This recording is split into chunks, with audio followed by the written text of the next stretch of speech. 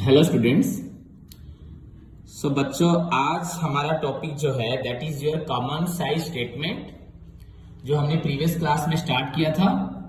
And बच्चों, we covered in your previous session में common size statement of balance sheet या positional statement. Okay, so today's topic is your बच्चों income statement में आएगा, and that is your common size statement of profit and loss account. So far as your financial statement analysis is concerned, you know it very well बच्चों कि सभी students को मालूम है financial statement analysis का मतलब है complete analysis and interpretation of financial statement. हमने जो positional statement, income statement, statement of changes in owners equity and finally statement of changes in financial position which covered your funds flow and cash flow statement, which are the four types of बच्चों आपका है financial statement. उन चारों statement को बनाने के बाद the next work is the analysis and interpretation of financial statement. Okay, तो हम सभी को मालूम है our book is financial statement analysis and reporting. Clear?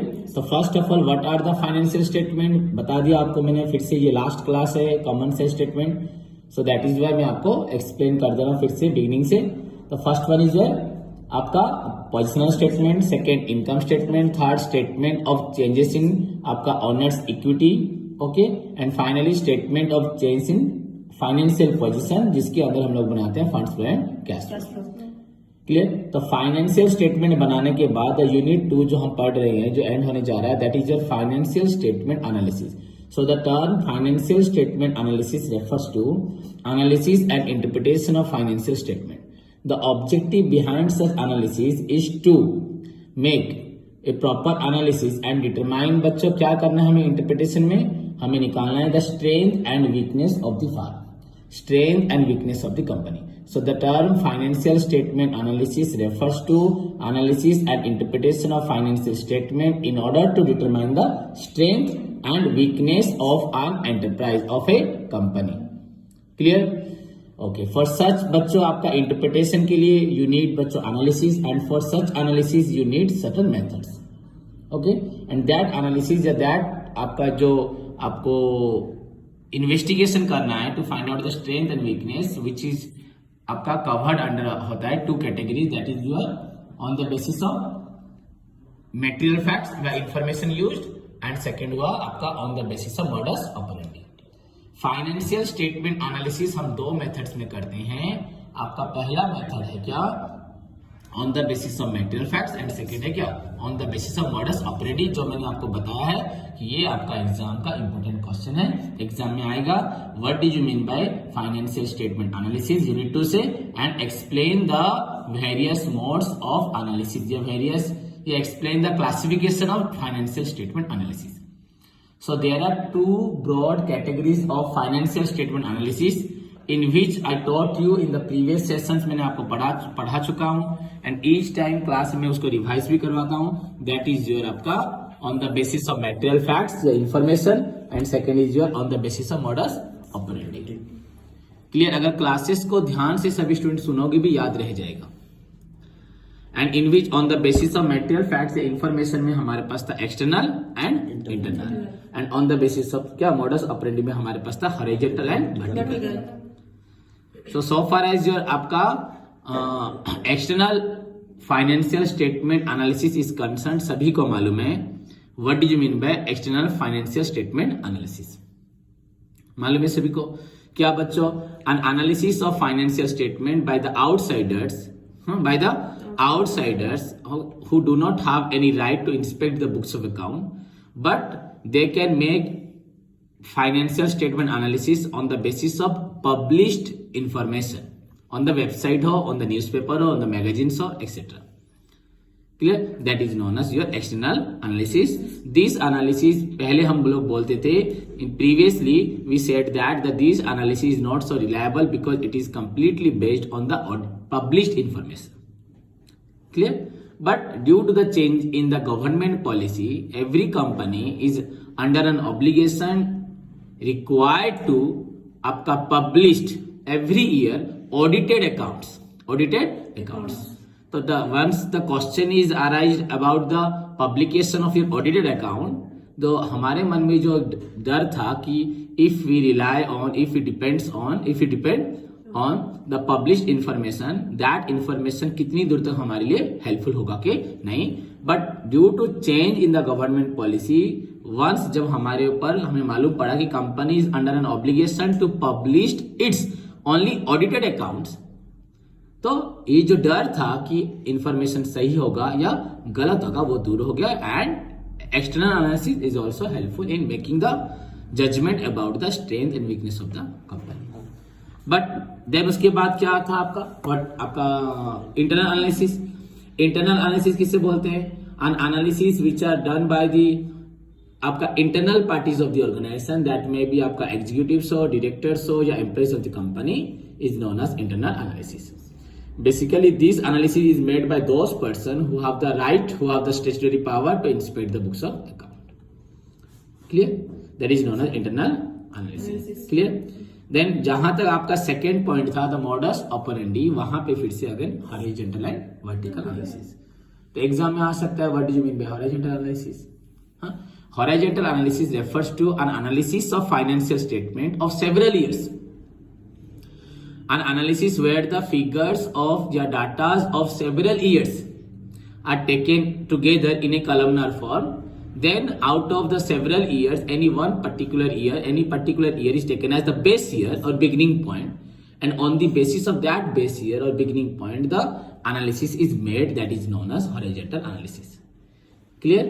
A type of analysis, एक प्रकार का analysis where the figures are taken from the various financial years and put together in a columnar form, and among the figures of the various financial year, the figures of any particular years, figures, not a particular figure नहीं बोलना, the figures of any particular year is taken as base year or beginning point, and on the basis of that particular beginning point the analysis is done.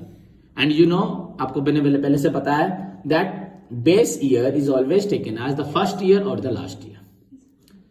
If we have taken the year 2015, 16, 17, 18, if we are considering the our analysis on the basis of 15, 16, 17, 18 information, there we are required to take any particular year as base year.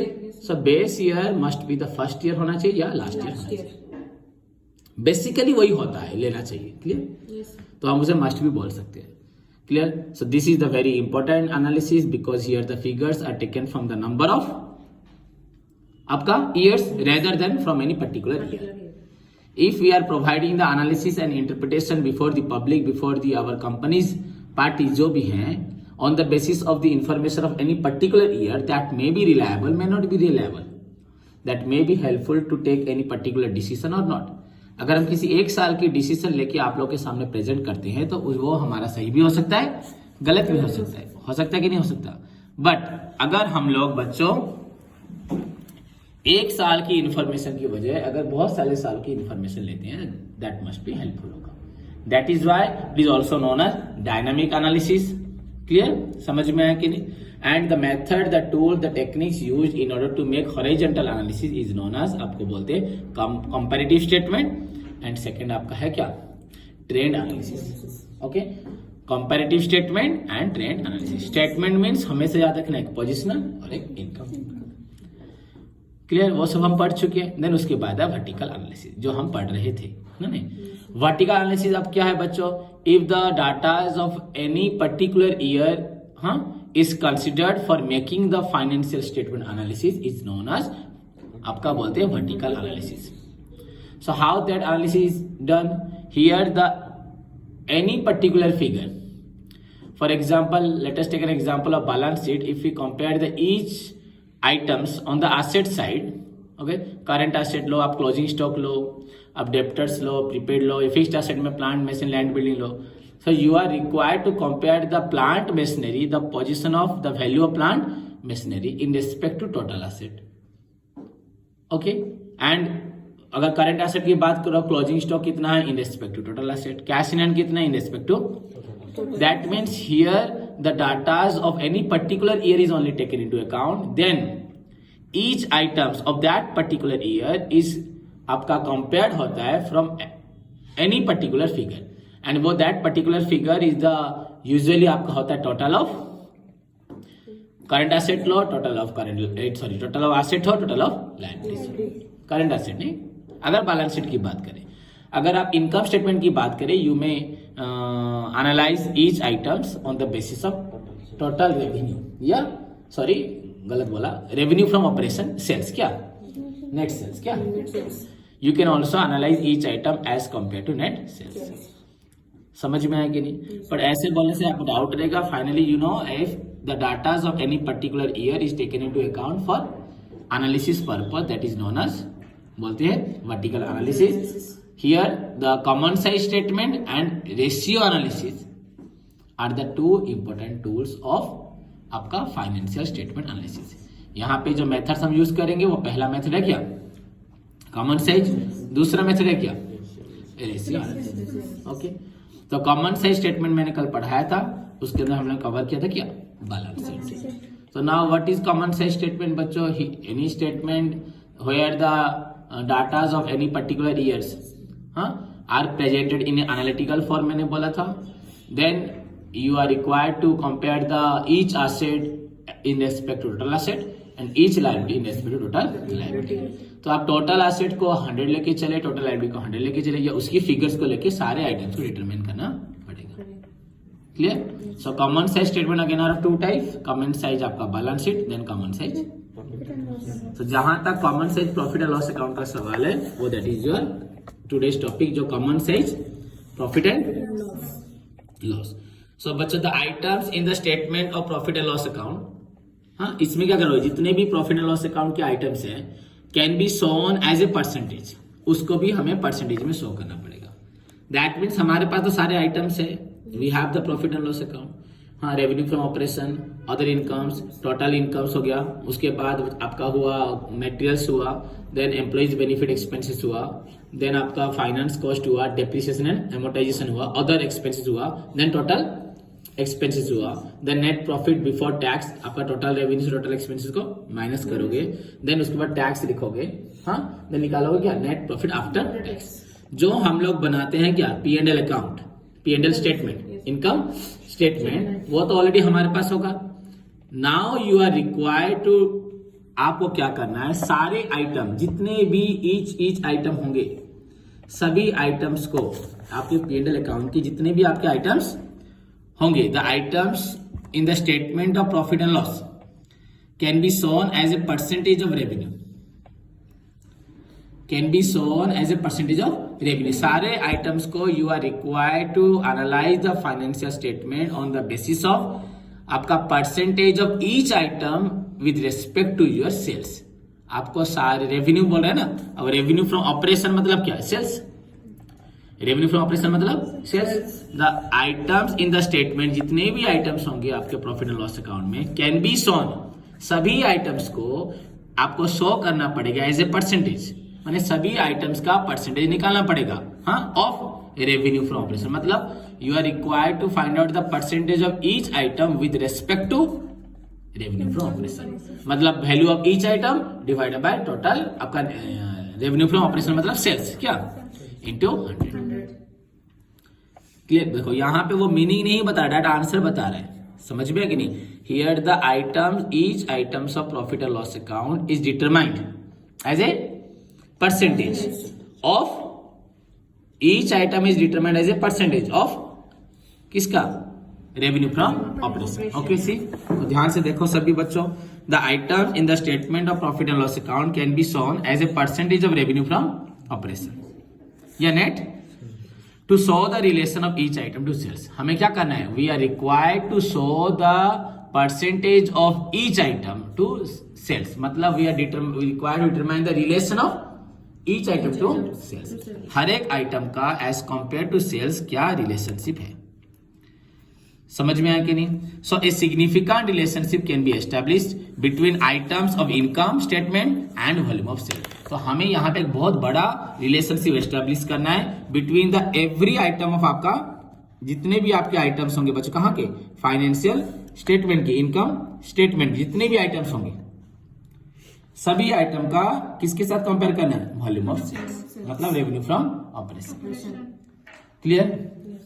Okay, तो अगर आपका sales बढ़ेगा, समझ में आया कि नहीं? यहां पे देखो, the increase in sales will certainly increase selling expenses. अगर सेल्स बढ़ रहा है तो हमारे सेलिंग के खर्च भी बढ़ेंगे, हाँ या नहीं? हमारे P&L अकाउंट की जितने भी आइटम्स है, आपको कंक्लूजन भी देना है, एक इंटरप्रिटेशन भी देना है, तो मेरी बात को सुनो। अगर सेल बढ़, अगर यहां लोग सोचेंगे सेल बढ़ गया मतलब क्या खर्च कम जाएगा, खर्च कम हो जाएगा। हम लोग ये बोल सकते हैं कि प्रॉफिट ज्यादा हो जाएगा। समझ में आया कि नहीं? अगर हम बोलेंगे हमारा सेल बढ़ गया, दैट डजंट मीन कि सेलिंग एक्सपेंस हमारा कम गया। सेलिंग एक्सपेंस भी क्या होगा? तो इसका मतलब हमें ये नहीं सोचना कि पिछले साल हमारा सेलिंग एक्सपेंस कम था, इस साल ज्यादा हो गया, पिछले साल सेल्स कम था, इस साल सेल क्या हुआ? ज्यादा हो गया। समझ में आया कि नहीं? तो अगर हम एक बस्ता डिलीवरी करते हैं तो उसके लिए कैरेज आउटवर्ड जो देंगे, अगर 100 बस्ता करेंगे तो कैरेज आउटवर्ड ज्यादा होगा ना। तो दैट डजंट मीन कि हमारी इनएफिशिएंसी होगी, हमने इस बार कैरेज ज्यादा खर्च किया, वहां पे एक पैकेट दिया था, आप 100 पैकेट दिए। तो यहाँ पे तुमको समझने के ध्यान देना है, a significant relationship can be establish between the items of income statement, मैंने जो अंडरलाइन किया देखो उसको, and volume of sales. Then उसके बाद the increase in sales will certainly increase, बच्चों क्या करता है आपका सेलिंग एक्सपेंसेस। अगर आपका सेल बढ़ता है तो आपका सेलिंग एक्सपेंसेस बढ़ जाता है, एंड नॉट एडमिनिस्ट्रेटिव, पर एडमिनिस्ट्रेटिव एक्सपेंसेस नहीं बढ़ता। आप मैनेजर को सैलरी ज्यादा नहीं देते, ऑफिसर को सैलरी ज्यादा नहीं देते, डायरेक्टर का फी बढ़ नहीं जाता, वो तो फिक्स्ड है। क्या है? समझ में आया कि नहीं? हमें मालूम है ऑन द बेसिस ऑफ आपका changes in the volume of sales या on the basis of increase in the activity, हमारे पास expenses again are of 3 types, एक फिक्स्ड एक्सपेंसेस, एक वेरिएबल एक्सपेंसेस और एक सेमी वेरिएबल एक्सपेंसेस। आपको याद होगा कि नहीं? हम लोग क्लासिफिकेशन ऑफ एक्सपेंसेस में पढ़े थे आपका, जैसे कि हम लोग पढ़े थे classification on the basis of nature, element पढ़े थे, direct metal, indirect metal, on the basis of function पढ़े थे नहीं पढ़े थे? तो वैसे ही था आपका, कितना आपका वॉल्यूम चेंज हो रहा है, प्रोडक्शन चेंज हो रहा है, उसके बेसिस पे fixed, variable and semi variable. तो यहां पे वो बोल रहा है the increase in sale will have impact, बच्चों किस पे होगा? इंक्रीज इन सेलिंग प्राइस, ये सेलिंग एक्सपेंसिव, क्योंकि सेल बढ़ेगा मतलब क्या होगा? सेलिंग एक्सपेंसिव भी आपका बढ़ेगा।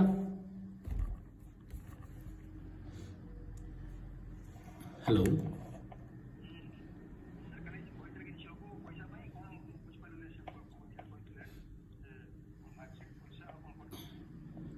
କିଏ କହୁଥିଲେ କି ଜାଣିପାରିଲିନି ହଠାତ୍? ହଁ ଠିକ୍ ଅଛି, ଟିକେ କ୍ଲାସ୍ କରୁଛି, ମୁଁ କଲ୍ କରୁଛି, ନହେଲେ ଆପଣ ତାକୁ ପଠେଇ ଦିଅନ୍ତୁ, କ୍ଲାସ୍ ପଠେଇ ଦିଅନ୍ତୁ, କ୍ଲାସ୍ରେ ଅଛି ତ। ହଉ। देखो समझ में आया कि नहीं? तो आपको देखो बच्चों, एक प्रॉब्लम पार्ट है, एक फंडामेंटल पार्ट है, एक बेसिक है। हमने फाइनेंशियल स्टेटमेंट एनालिसिस तो कर लिया, इंटरप्रिटेशन कैसे करोगे? प्रॉब्लम को ढूंढ, इंटरप्रिटेशन ना नहीं। समझ में आया कि नहीं आया? आपको डिग्री भी बताना होता है, चेक भी करके बताना कि एक्चुअली इसमें स्ट्रेंथ है कि स्ट्रेंथ नहीं है। तो बच्चों उसके लिए इन थ्योरीज को पढ़ना बहुत जरूरी है। यहाँ पे अभी तक तो मैंने जहां जरूरत है वहीं बताया था। तो वो बोल रहा है यहाँ पे आपको एक प्रॉब्लम आएगा, देखना पड़ेगा। The increase in sales will certainly increase in, बच्चों आपका सेलिंग एक्सपेंसेस, बट आपका office and administrative expenses, financial expenses नहीं बढ़ेगा। Clear? So in case the volume of sale आपका इंक्रीजेस टू ए आपका कॉन्सिडरेबल एक्सटेंट, मतलब एक अच्छी तरह से बढ़ता है, एडमिनिस्ट्रेटिव एंड फाइनेंशियल एक्सपेंसेस में गो, मतलब एक लेवल तक अगर बढ़ता है तो वो भी धीरे धीरे क्या होगा? धीरे धीरे बढ़ेगा, यूजुअली बढ़ता नहीं है। ओके, मतलब रेगुलरली अगर बढ़ता है तो वहां पे भी शायद ऑफिसर्स वगैरह भी 1-2 साल में वो भी क्या, उनका भी चार्ज क्या होता है? बढ़ता रहता है, बट यूजुअली ऐसे फ्लक्चुएट होता नहीं है, सडन होता नहीं है। In case the sales are declining, the selling expense should be reduced at once, वो भी कम जाएगा, नहीं कमेगा कि तुरंत। Okay, so a relationship is established between sales and other items in the statement of profit and loss account। तो तुम यहाँ पे मीनिंग बोल सकते हो बच्चों, common size statement of profit and loss account का मतलब statement that determine the relationship of each item of profit and loss account with respect to sales, that is known as common size statement of profit and loss account. A statement that determine the relationship of each item of profit and loss account या income statement with sales with sales, that is known as common size statement of profit and loss account. ये last जो line मैंने बोला उसको याद रखें। Clear? Then आपका format या proforma of common size statement of profit and loss. Okay, so common size statement of profit and loss for the year ended 31st March 2015 and 2016. For 15 and 16. particulars, note number, absolute amount, 15-16 percentage of revenue from operation और net sales है कि नहीं है? तो बच्चों particulars में हमको तो पहले से मालूम है ना, यहाँ पे तो 15-16 लिया हमें बच्चों अच्छे से मालूम है। यहाँ पे 2 years का इंफॉर्मेशन लिया है, but we are not required to make any analysis between 15 and 16। हाँ, हमें बस यहाँ 2 years का फिगर्स दिया है तो 2 साल का एनालिसिस करना है, बट हमें 15 के फिगर से 15 का ही सेल्स, 15 की सेल से 15 के ईच फिगर्स को एनालाइज करना है, एंड 16 के सेल से 16 के ईच फिगर्स को एनालाइज करके यहाँ प्रेजेंट करना है। क्लियर? और कुछ नहीं है ना, वेरी सिंपल ही पढ़ाई है। अगर इसको प्रेजेंट करोगे भी आपको आएगा, अच्छे से कर पाओगे। So first one is revenue from operation, net sales सभी को मालूम है। सेकेंड वन आपका अदर इनकम्स, जहाँ भी आपका डिविडेंड मिल रहा होगा, इंटरेस्ट मिल रहा होगा, अदर इनकम्स में गया। ओके, देन आपका निकला टोटल रेवेन्यू, टोटल इनकम निकला। देन एक्सपेंसेस में first cost of material consume, उसके बाद employees benefit expenses, then finance cost जितने भी इंटरेस्ट एक्सपेंड कर रहे हो, then depreciation and amortisation, depreciation होगा फिक्स्ड एसेट पे, इंटेंजिबल पे amortisation, and finally other expenses. तो इन 5 आइटम को अगर आप ऐड करते हो तो क्या मिलेगा आपके पास? टोटल एक्सपेंसेस हो गया। तो वही मैं जो बोला वही लिखा है यहाँ पे, रेवेन्यू, अदर इनकम, ये निकला टोटल।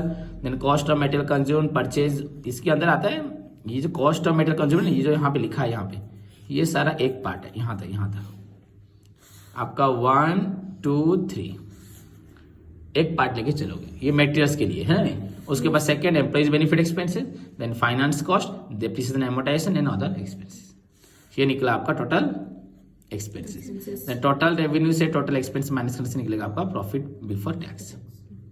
तो लेस आप करोगे इनकम टैक्स तो आपको निकलेगा profit after tax. Clear? This is your format हो गया। अब now see the question number 14, जो हमारा डाउट हुआ क्लियर हो जाएगा बच्चों। From the flowing particulars obtain from the records of a company prepare a common size statement of profit and loss. मतलब preparation of common size statement by considering, by evaluating बच्चों each item of profit and loss account with respect to total net sale is known as common size statement of profit and loss।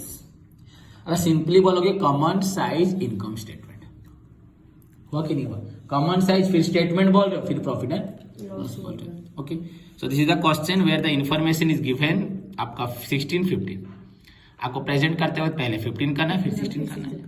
तो यहाँ जहाँ जो जो items दिए, revenue from आपका operations हुआ, purchase of stock in trade हुआ, changes in inventory हुआ, अदर इनकम्स हुआ, हाँ, एंड अदर एक्सपेंस हुआ, इनकम टैक्स।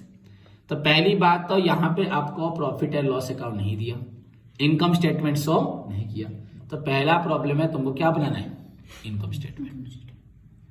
समझ में? पहले क्या बनाना है आपको? Income statement. मतलब वहीं पे इनकम स्टेटमेंट 15, इनकम स्टेटमेंट 16, उसके बाद आपका percentage of revenue from operation के साथ कंपेयर करते हैं 15 का एंड 16 का, उसी में शो करना है।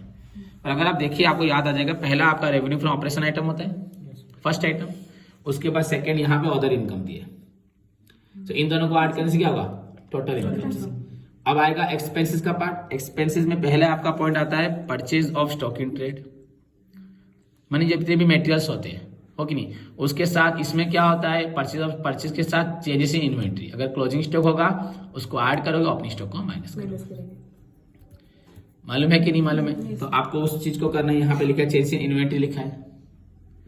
ओके, देन आपका उसके बाद एम्प्लॉइज बेनिफिट तो यहाँ नहीं है, फाइनेंस कॉस्ट भी नहीं है, डेप्रिसिएशन भी नहीं है। फाइनली आपका अदर एक्सपेंस क्या है? समझ में आया कि नहीं? तो अदर एक्सपेंसेस को आपको काउंट करना है। देन आपका निकलेगा net profit before tax, then tax minus करने से निकलेगा नेट प्रॉफिट आफ्टर। तो हमारा पहला ड्यूटी तो है आपको पहले प्रॉफिट एंड लॉस अकाउंट बनाना है। सो फिर हमें कॉमन साइज का काम करना है। ये दिस पार्ट आपका कॉमन साइज, ध्यान से देखिए सभी। सो हेडिंग हुआ common size statement of profit and loss account. Common size statement, ये हमें ये वाला पार्ट जो तो पहले हमारा प्रॉफिट एंड लॉस है, फॉर द ईयर एंडेड आपका 31 मार्च 15 भी लिया, 16 लिया, या ए कंपनी बी कंपनी भी ले सकते हैं। सब पर्टिकुलर्स हुआ। अगर आपको नोट नंबर चाहिए तो यहाँ पे आप क्या बना सकते हो, नोट कलम। Then absolute amount 2015 2016। ओके 15 16 यहाँ ऐसे कैसे दे रहा है, यहाँ 31 मार्च दिया है, मतलब स्टार्ट होगा 1 अप्रैल से। तो this year is your 15 16 and this year is your आपका 14 15 क्या होगा 14 15। तो यहाँ पे उसने लिखा 14 15, यहाँ 15 16। तो पहले हम लोग बना लेते हैं क्या आपका P&L अकाउंट, इनकम स्टेटमेंट बनाते हैं। तो first point is revenue from operation. इसके अंदर हमारा जाता है क्या, नेट सेल्स। ओके तो नेट सेल देखो आपका 14 15 में है 35, ये 60।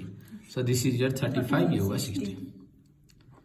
फिर अदर इनकम्स आएगा भाई, यहाँ पे अदर इनकम में आपका एक आइटम था 2 लाख 1 लाख 50, मतलब पहले था पिछले साल था 1 लाख 50, इस साल है 2 लाख। सो दिस इज योर 1 लाख 50, ये 2 लाख। क्लियर। तो यहाँ जो आइटम है बच्चों, ये आपका है 15 16 का, ये आपका है 14 15 का, इसलिए हम इधर उधर लिख रहे हैं। अब टोटल रेवेन्यू हो गया 36 50 एंड 62 लाख। ये टोटल रेवेन्यू है, समझ में आया कि नहीं, ये आपका टोटल रेवेन्यू है, बट ये आपका सेल्स नहीं है। सेल आपका पहले वाला ही है, नेट सेल। यहाँ पे कैश सेल होगा, क्रेडिट सेल होगा, माइनस रिटर्न होगा। एंड अदर इनकम, कोई भी इंटरेस्ट मिल रहा है, डिविडेंड मिल रहा है, तो वो आपका आएगा क्या, अदर इनकम। कुछ भी डिस्काउंट मिल रहा है, कुछ भी अदर इनकम यानी। देन आपका टोटल रेवेन्यू निकल गया। Now expenses. तो एक्सपेंसेस का आपका पहला पार्ट क्या होता है, purchase of stock in trade. समझ में आया कि नहीं। तो आपका परचेज कितना है 40 लाख, हाँ, और ये इसका 22 50, मतलब 14 15 का 22, तो हमने यहाँ लिखा 22 50, इसका लिखा 40 लाख। उसके बाद चेंजेस इन इन्वेंट्री उसने डायरेक्ट दे दिया बच्चों। इन्वेंट्री में क्या चेंज हुआ, मतलब ओपनिंग क्लोजिंग को एडजस्ट कर दिया। चेंजेस इन इन्वेंट्री करने के बाद यहाँ पे -3 लाख, यहाँ पे 2 लाख हो गए। तो 14 15 में 2, इसमें 3, मतलब ये माइनस जा रहा है, प्लस नहीं हो रहा। तो आपका टोटल मटेरियल पार्ट जो यहाँ पे लिखा है आपने, ये दोनों मटेरियल पार्ट है, ये और ये। यहाँ पे हमने 2 लाख लिखा, यहाँ लिखा -3 लाख। समझ में आया कि नहीं आया। हमारे पास हमने कितना मटेरियल्स खर्च किया, हमने कितना मटेरियल्स खर्च किया। तो बच्चों यहाँ पे मालूम पड़ रहा है कि हमारे पास कुछ क्लोजिंग मटेरियल बच जा रहा है। 3 लाख का क्लोजिंग बच जा रहा है, तो इसका मतलब मटेरियल्स खर्च हुआ है 37 लाख।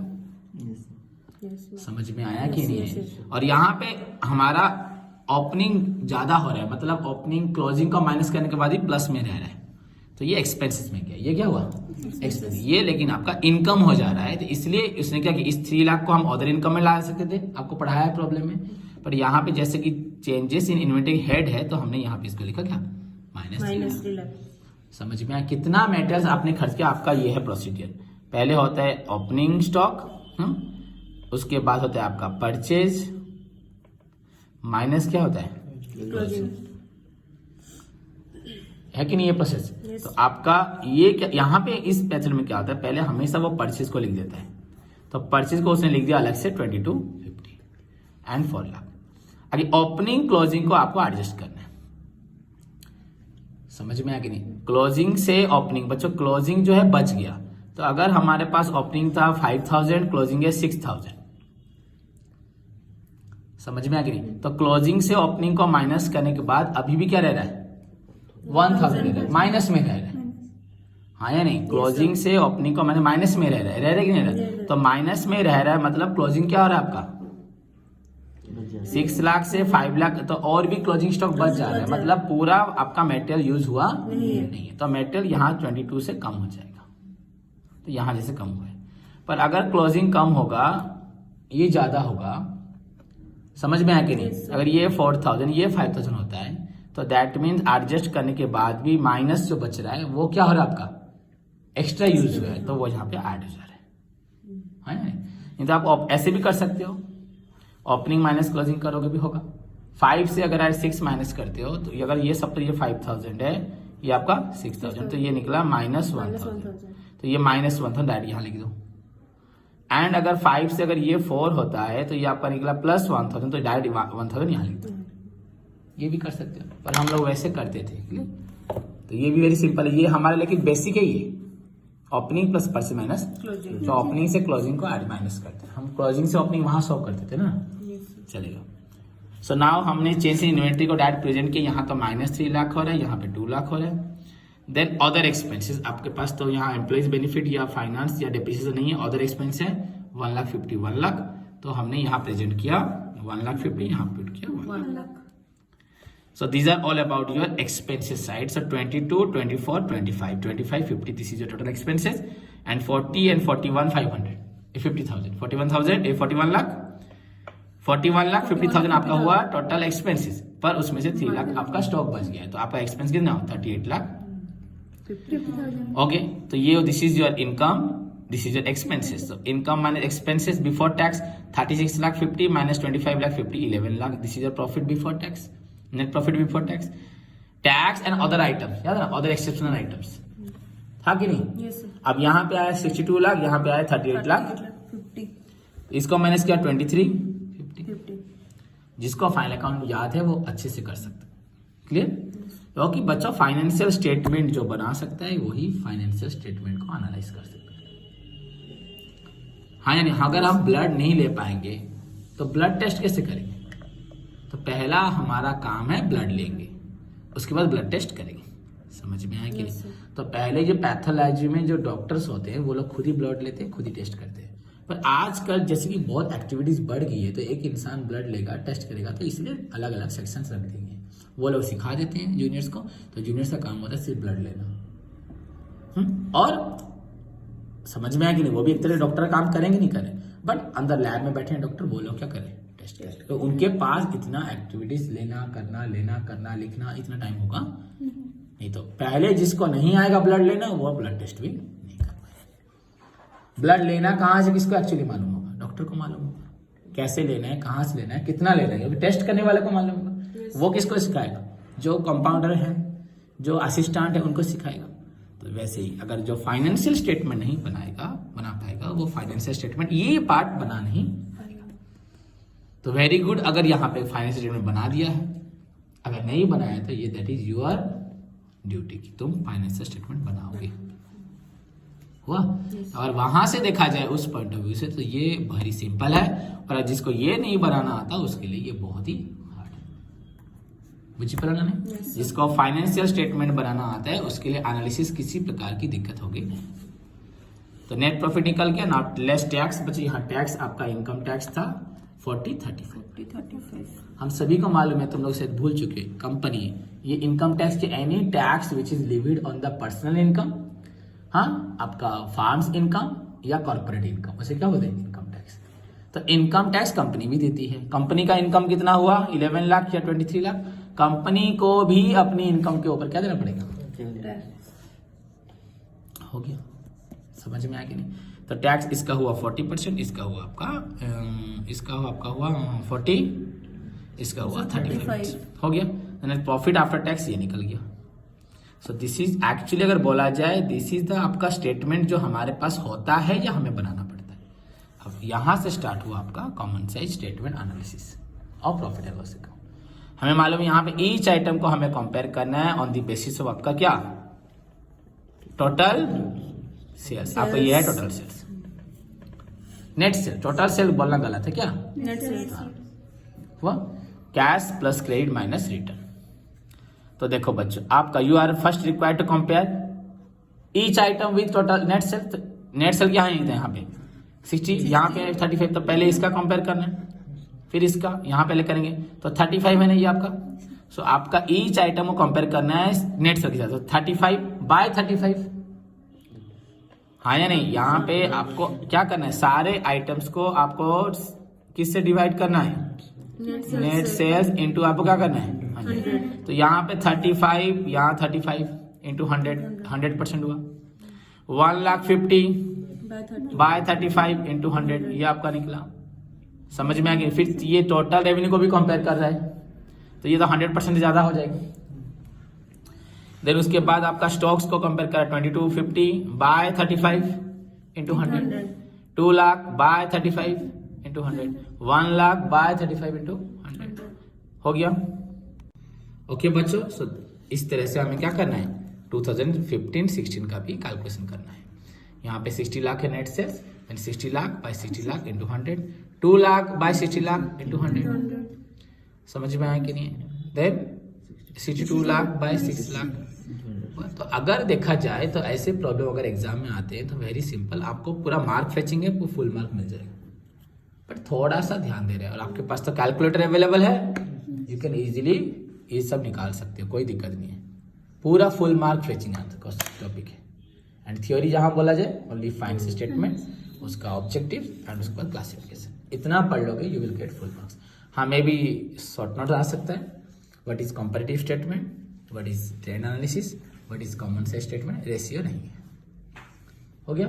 व्हाट इज आपका horizontal analysis, what is vertical analysis, what is external, what is internal, इतना पढ़ लोगे दिस इज योर यूनिट 2 क्या हो जाएगा आउटलाइन। होप सभी को समझ में आया। अगर समझ में आया तो अच्छे से क्या करोगे, सभी प्रैक्टिस करो एंड मुझे करके भेजो। धन्यवाद।